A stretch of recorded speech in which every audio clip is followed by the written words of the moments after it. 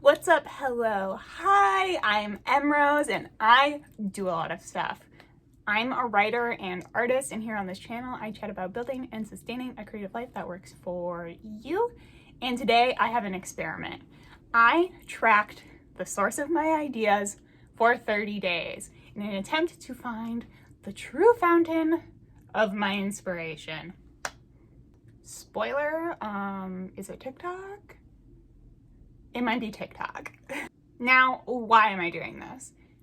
If you've ever been to an author panel, or if you've ever watched a recording of one with a Q&A section, something people love to ask authors is, where did you get your ideas? Or where did you get this specific idea, for example?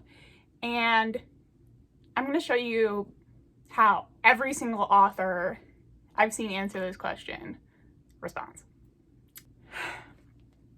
You know, that is a really great question, and one I definitely could have anticipated, because this is a panel about the things I'm interested in and my work, and yeah. But I gotta tell you, I have no idea. Life? Is it life? Is life the right answer?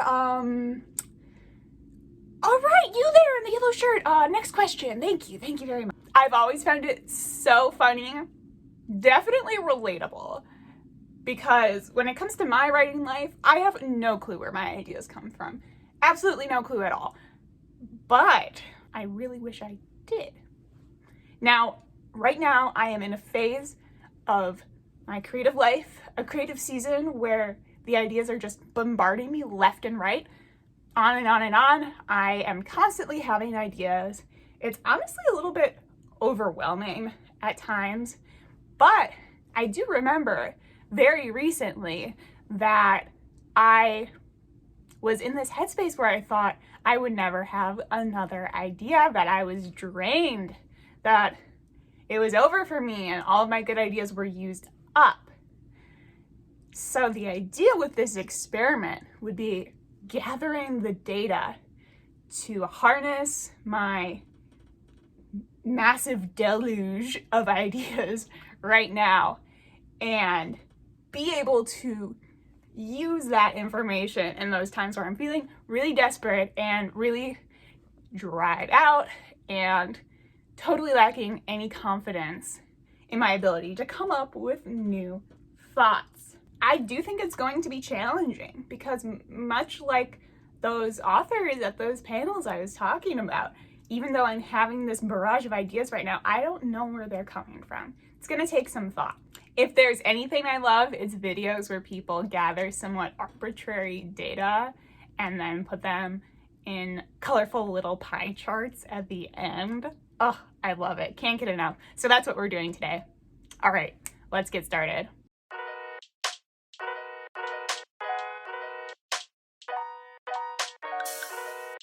So what was my method? I'll put it up on the screen right here.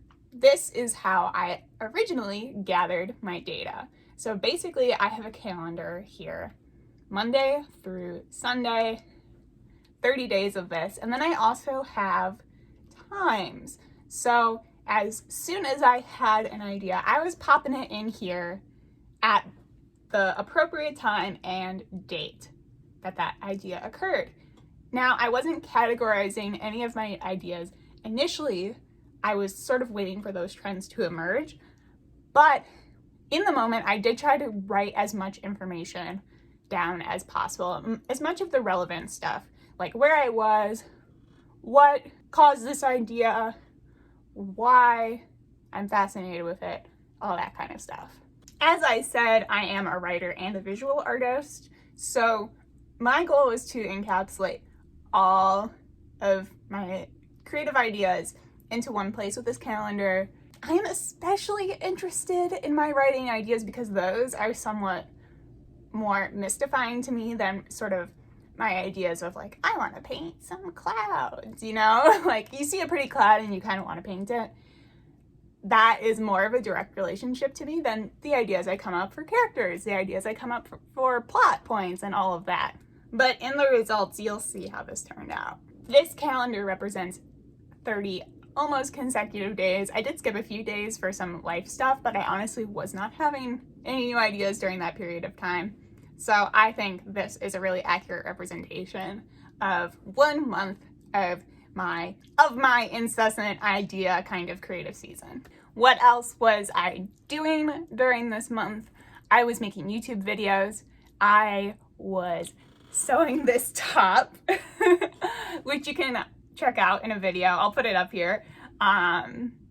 It's made out of a vintage tablecloth. Yes. And most importantly, I was revising my YA fantasy novel. I was doing a really deep dev edit and line edit simultaneously, which definitely affected my creative state of mind the most. That's really engrossing work. It's very challenging work, and I was trying to bring my best self to that every single day. But it turns out when you're working on that kind of thing, your brain is like looking for excuses to work on anything else whatsoever. So I think that is partially why I'm having so many ideas during this kind of creative season of mine.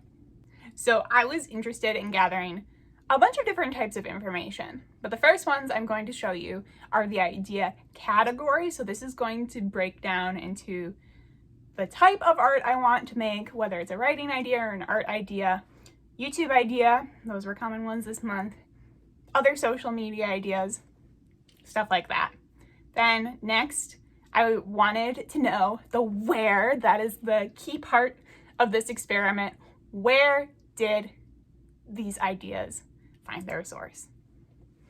And then finally, how many ideas did I have, and have I already pursued them or not? So let's start with the types of ideas I had. Pie chart number 1, idea category. The number 1 category of this creative month for me was art ideas at 37.3% of all of my ideas. This is not super surprising to me because I do think that, like I said, I was intaking a lot of pretty inspiration, and a lot of my art ideas were to practice copying that inspiration or doing something to that effect in my sketchbook, in my painting practice, all of that kind of thing. I think it's pretty easy to record those too. I think that's another factor. When the inspiration strikes, it was really easy for me to jot down my art ideas. So that represents our big wedge over here. The second biggest wedge, surprisingly a little bit, is YouTube. So my channel content requires quite a bit of planning, and I was intentionally investing a lot of time into coming up with new YouTube video ideas. This was an effort to kind of plan out the rest of the calendar year for me, because I do want to work on some 30-day type challenges, much like this one. So I needed to kind of be able to plan backwards. There are a couple other categories on here. One is social, that's social media ideas. I just kind of wanted to know where those were coming from for me. I do post a lot on Instagram. You can follow me there. I am also fairly active on TikTok and Twitter. Miscellaneous is more like random aesthetic things I was doing in my apartment space or with, cosmetic stuff, outfits, and just anything I couldn't categorize. And the smallest wedge, unfortunately, is writing. I tried, y'all. I tried, but I think my biggest challenge was recording my writing ideas. It's not that I wasn't having them. It's that the process is not such a lightning strike for me. It's more like I am puzzling it out when I'm actually working on my writing, and new things kind of just spawn as I was working on my revision. Like I added plenty of new scenes to my revision. Where did the ideas for those scenes come from? It's hard to say. Even the writing ideas that I did manage to capture in this calendar do not really have a great explanation for the source. So let's move on to pie chart number 2, idea source. There are so many wedges to this. So let me explain the biggest one here, peers. In this category, I encapsulated anybody I knew in real life who inspired me, and also sort of artistic peers I saw online who are writing or creating or making things that I consider really huge inspirations for me.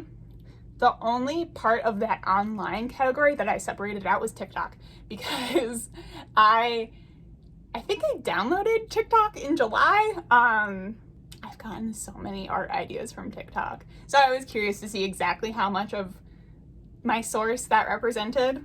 And guess what? It's a lot. 13.7%. I'm pretty impressed, honestly. Say what you will about TikTok. The endless scroll thing is not ever going to be my favorite kind of app, but pretty much any visual community online has been great for my artistic growth, and I have learned so many different techniques and watched so many people's processes. I watched so many time lapses of artists I really admire, and I feel like I kind of passively gain some of those skills while I'm scrolling. So I think it's great for artists. There are a couple other interesting, I'll just go through all of these. Okay. Previous making is kind of a cheat source, but I didn't know how else to describe it. Basically, I use this category to encapsulate ideas I had because I wanted to keep doing what I was doing. So, like I said, I sewed this top. I had a lot of sewing ideas while I was sitting there at my machine kind of threading the fabric through, because I was enjoying myself, because I wanted to do more of this.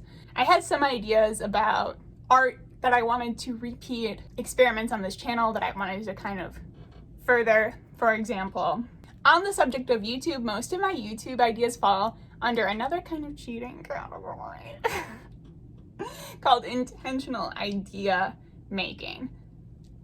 What I realized over the course of the month was, even if I couldn't identify where the true source of some of my ideas was, I did notice that I was setting aside certain periods of time in my week to generate ideas, which I think is exciting, and I'm excited that that is part of my process already. So oftentimes on Mondays or early in the morning, I would just brainstorm for a certain period of time, not let myself really do anything else, not listening to or watching anything else, and just make lists, lots and lots of lists in my planner. And so many of my YouTube and social media ideas came to me that way. Another one on here is excursions. So this was from any time that I went out and got really inspired to do something. For example, I took some walks and hikes that inspired certain pieces of art for me. I saw some movies, stuff like that. That's all I have to say about that. We're skipping the IDK category for now, just bear with me. A few small little wedges here.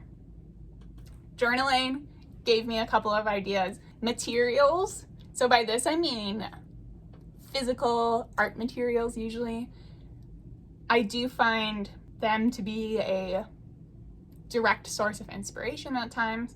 So we're talking things like, oh, I have some random cardboard, I have some random magazine cutouts, I have this one tube of paint that I absolutely love, what can I do with it? And then the tiny little wedge here, pain, which is interesting. I recently made a video about art and pain and the connections there, and whether art is in any way derived from pain. And I considered the idea for that video to be derived from my pain, quite obviously, but I did have some other ideas that involved my chronic pain. If you want to see that video, I'll put it up there. But I did think this was interesting. I think this kind of contradicts what I say in that video, or at least adds a strange nuance to it. Some of my art is derived from my chronic pain experience. Okay, finally, IDK. I just don't know. A whole 7.8%? I don't know.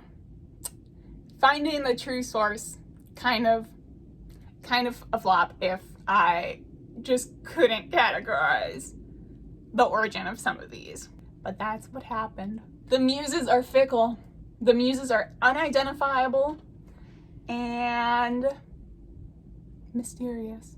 Of the data collection that happened here, this one is like the most of a flop, in my opinion, and it was the one I was truly trying to get at. But I still think it was rewarding, which I'll talk about a little more at the end of this video. In total, I had 51 ideas that I recorded in this calendar. Here's the breakdown of whether or not I have pursued them already or not. So this is pretty much what I expected. I did expect to have more ideas that I have not immediately pursued than ones I took care of right away. This is how I go. I have ideas that percolate for a long time. The average number of ideas per day is 1.7. I did have 2 days where I didn't record any new ideas within my 30-day period. I have one more graph for you, and it is my scatter plot of the time of day versus day of the week. On the bottom here, it says 1 through 7. Monday is 1, Sunday is 7. If this bothers you, I put the weekend at the end of the week. That is how I think about a week. Even though I'm an American and we typically think of Sunday as the first day of the week. Anyway, there's not a huge trend here. It looks to me like I do tend to have quite a few ideas in the like 9 to 10:30 section early in the week, and then overall fewer ideas on the weekend, which does make sense to me. I kind of just let myself tune out on weekends. And then all of the ones that are like a single idea in the evening are me scrolling TikTok before bed. Yep.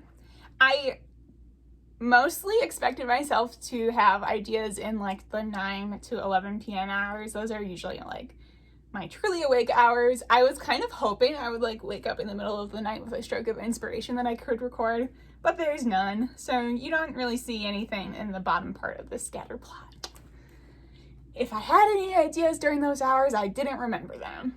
What do I think of this whole process? Well, I'm very glad I did it. I do think it was informative, but there were some surprises along the way and some sort of failures in the design of this experiment. My main takeaway is that friends, artistic peers, and excursions into the outside world are super important, taken all together. I do think those really refill the cup.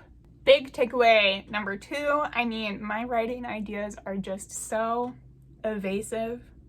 They did not really get charted.